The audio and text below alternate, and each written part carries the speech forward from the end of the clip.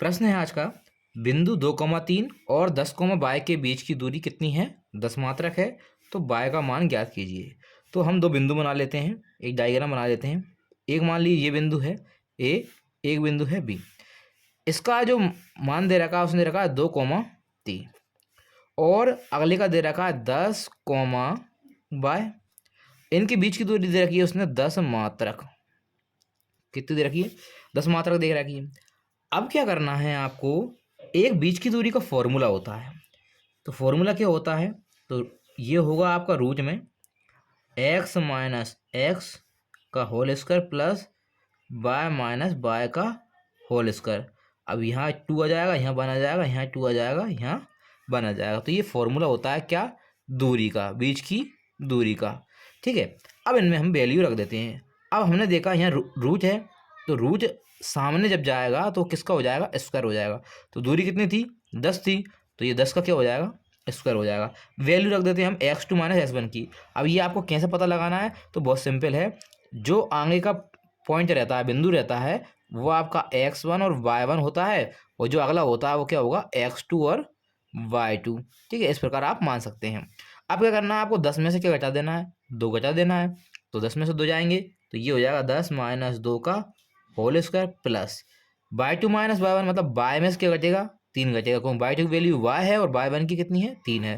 तो y में से 3 गए, तो यहाँ लिखेंगे हम y माइनस 3 का होल स्क्वायर।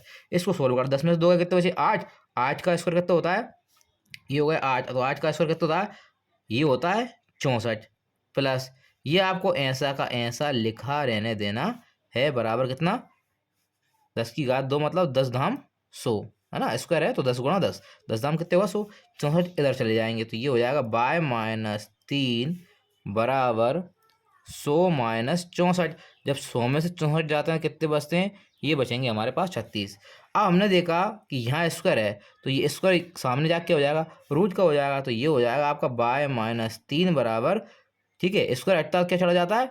रूट चढ़ जाता है। जैसे हमने यहाँ रूट हटाया तो क्या चला जाता है? स्क्वायर। तो स्क्वायर हटाया तो क्या चला जाएगा? रूट चला जाएगा। ठीक है, विपरीत होते हैं। अब आपको क्या करना है, ये 36 किसका होता है? तो ये होता है 6 का। अब 3 जाएगा उस साइड, लेकिन इसमें जब रूट से बाहर आता है क्या आता है? एक बार प्लस में आता है और एक बार माइनस में आता है। तो पहले हम प्लस ले लेते हैं, तो ये हो जाएगा 6 और 3 अंदर जाके हो जाएगा प्लस का 3। ठीक है, तो पहले अपन किसका लिया है? पहले अपन ने लिया है ये प्लस वाला। ठीक है, प्लस वाला 6, तो 6 और 3 कितने हुए? 9 हो गए।